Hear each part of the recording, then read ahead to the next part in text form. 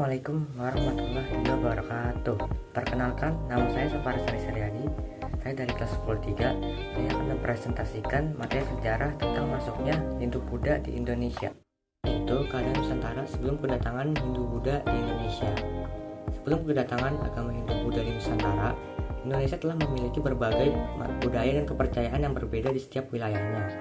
Beberapa kepercayaan yang berbeda di setiap wilayahnya. Beberapa kepercayaan asli yang ada di Indonesia saat itu adalah animisme dan dinamisme.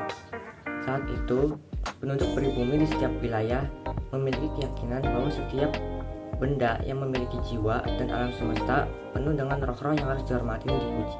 Yang kedua yaitu pengaruh masuknya Hindu dan Buddha di Indonesia. Apa sih maksudnya pengaruh masuknya Hindu dan Buddha di Indonesia?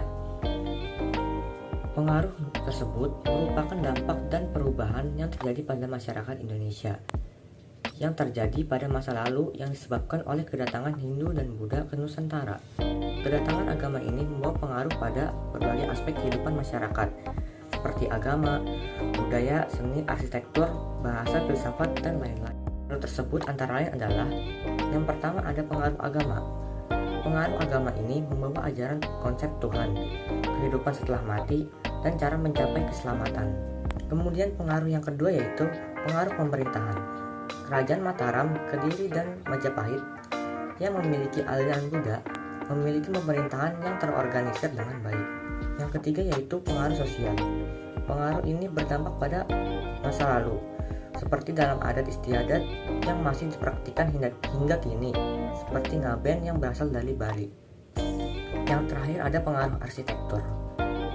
Pengaruh ini dapat dilihat dari candi-candi yang biasa kita temui di Yogyakarta, tepatnya yaitu Candi Borobudur. Pada masa itu, candi-candi tersebut memiliki arsitektur bangunan yang khas, seperti bentuk stupa dan ornamen. Itu dampak masuknya pengaruh Hindu-Buddha. Dampak yang sangat besar pada berbagai aspek di kehidupan masyarakat seperti memiliki kebudayaan, pengetahuan, sistem perdagangan, agama, dan lain-lain. Contohnya yaitu, yang pertama ada dampak politik. Hindu-Buddha memainkan peran penting dalam kehidupan politik berdasarkan pada nilai-nilai agama Hindu-Buddha seperti konsep keadilan dan kesetaraan. Yang kedua yaitu ada dampak ekonomi. Kemakmuran perdagangan internasional dan infrastruktur dapat dirasakan setelah masuknya kedua agama tersebut. Yang ketiga ada dampak agama. Dampak agama tersebut signifikan dalam mengembangkan kepercayaan menjadi bentuk dasar nilai-nilai hingga saat ini. Dan ini yaitu poin keempat, saya akan menyebutkan dan menjelaskan teori-teori bagaimana Hindu-Buddha dapat masuk ke Indonesia. Teori yang pertama yaitu teori Brahmana.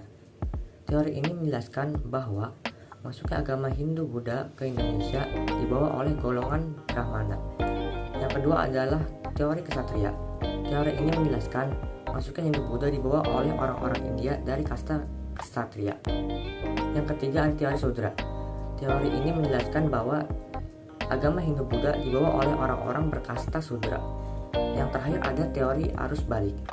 Teori ini menjelaskan warga Indonesia balik dari India untuk menyebarkan agama Hindu dan Buddha ke masyarakat pribumi di Indonesia. Sekian presentasi sejarah dari saya tentang materi masuknya Hindu-Buddha ke Indonesia. Jika ada kesalahan kata, mohon dimaafkan. Wabillahi taufiq wal hidayah. Wassalamualaikum warahmatullahi wabarakatuh. Assalamualaikum warahmatullahi wabarakatuh.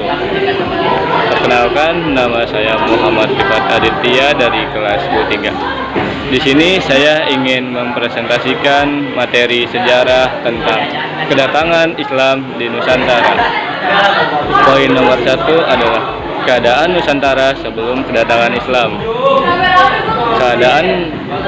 Keadaan Nusantara sebelum kedatangan Islam menjadi agama mayoritas karena telah memiliki sistem kepercayaannya sendiri.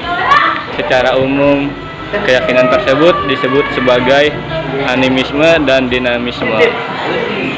Kemudian periode Hindu-Buddha dimulai sekitar abad ketiga dan pengaruhnya paling besar terdapat di Pulau Jawa.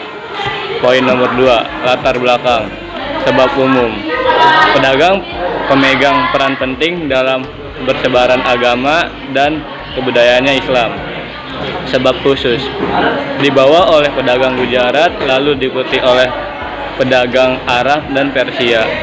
3. Cara Islamisasi di Indonesia. Yang A. Perdagangan. Niatkan karena Allah, tanamkan sifat jujur dan menjual barang halal. B. Pendidikan. Luruskan niat, patuh terhadap guru, dan mengamalkan ilmu yang telah dipelajari. C. Perkawinan. Calon pengantin perempuan harus memiliki wali nikah, dihadiri 2 orang saksi laki-laki. Yang D. Kesenian.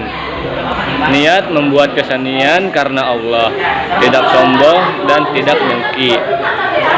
Poin keempat adalah teori Islamisasi. Teori Islamisasi terbagi menjadi 3. Yang pertama adalah teori Gujarat.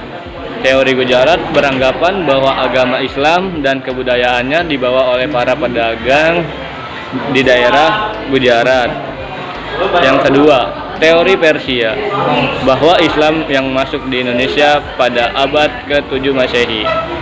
Yang ketiga adalah teori Mekah. Teori Mekah berargumentasi bahwa Islam yang masuk ke Nusantara berasal langsung dari Arab Saudi.